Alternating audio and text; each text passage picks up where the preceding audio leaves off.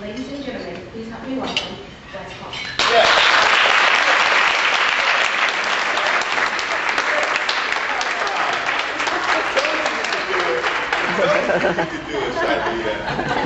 I told you you could do it. You could pull this thing off. You know, it's funny because we each know that the number one fear among all humans is public speaking, right? I mean, some people, they say, they did the survey, I guess, and what they came up with is, even above death, public speaking is number one fear. So in other words, some people say, if I got to speak in front of people, just kill me right now. Just kill me. Just kill me and get it over with, right? Like, you know, Shanita calls me, you know I got a bus job. Shanita calls me, okay, Wes, you know, I've got to introduce you tomorrow. I said, Shanita, you're going to do a great job. It's going to be easy. Yeah, well, I'm not good at this stuff. But she did a fantastic job. Another round of applause.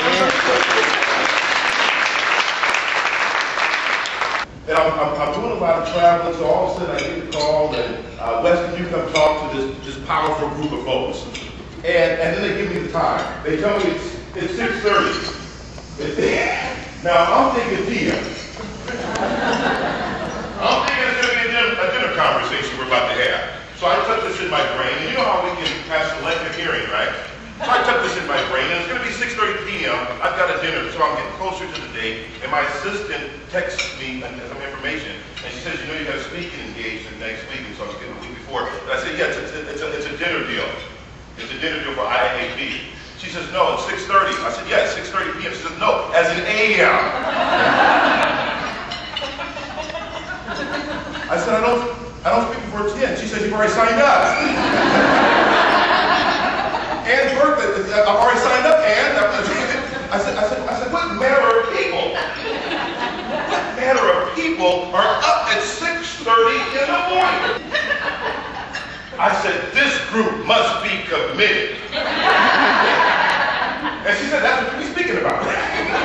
The power of commitment. Think about this. When the going gets tough, what do the least committed say? When the going gets tough, those who are not committed, in your staff, for instance, or your family, when the going gets tough, the least committed say, I quit. When the going gets tough, the phrase used by the committed are, think about yourself in the room. When the going gets tough, when they say the company can't make it, when they say we're not going to, you know, I remember Les shared this with me when he was about to downsize his business early in his career. And somebody came to him and says, you mean you're going to shrink into greatness? You're going to shrink into greatness? You mean we're going to downsize? No, we're going to right size. We're going to get our attitude right. We're going to get our spirit in alignment with our dream. We're going to understand our purpose and expand ourselves accordingly. And our very vibration is going to be so infectious that those around us are going to live vicariously through that thing we see. We're going to master this discipline to the point to where we can literally hypothesize and say that which will be in the future and harness ourselves to that dream. It has to be done, and who has to do it? I have to do it. Lack of commitment says, the situation is impossible. I like what I believe it was Robert Kennedy said. He said to my staff, if somebody says it's nearly impossible, give us to the end of the day. If somebody says it's nearly impossible, give us to the end of the day. If they say it's impossible, give us a couple days. When you take on that type of commitment, oh, Wes Hall, you come from the ghetto. You come from poverty. You come from welfare. You've had a troubled life all your life. There's no way you're going to be an author and a keynote speaker. There's no way you're going to be teaching teachers in the school system. There's no way you can be an entrepreneur for over 15 years, run your own business with no paycheck and pay other people. There's no way you're going to be able to do that. And then when I go talk to kids, I can talk to them from a real frame of reference. I tell them, when you come in my room, this is a no excuse zone. You can't tell me about poverty, you can't tell me about homelessness, because I've already been there and done that. Thank you. Already been there and done that. When you're committed to this thing that you are, that's what I'm saying this morning. For you to tap into that thing that you are. Most human beings walk around their life in a surface existence, merely existing, merely mimicking life, adaptation, improvisation. But your weakness is not your technique. The ability to become one with that thing that you are, to find your reason why you showed up on the planet. It is that thing that you are duty-bound to do, but yet we throw it off to TV, or we throw it off to our friends, or we throw it off casually to another situation, or we'll get there sometime, or maybe tomorrow, or can't you leave me alone, or it's 6:30 in the morning they're going to meet.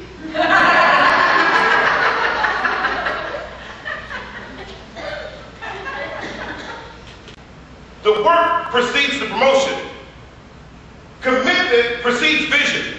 So in other words, a lot of times people are stunting their growth in life because they're looking at it backwards. They think I need to see it first before I commit. But commitment precedes vision. When you commit to something, you begin to see every way you can do it. When you commit to something, you begin to see all the possibilities. It's almost like the general who had 300 troops that were going to fight 1,500. And they take a boat across. And he gets over, and now they get out of the boat, and the troops watch the general go do something very crazy to them. He goes and sets the boats on fire. You come across the 300, you're fighting 1,500, you get out of your boats, and your general goes over to the boats and sets the boats on fire. What are you doing, man? It's either win or die. My God, how many do I have to kill?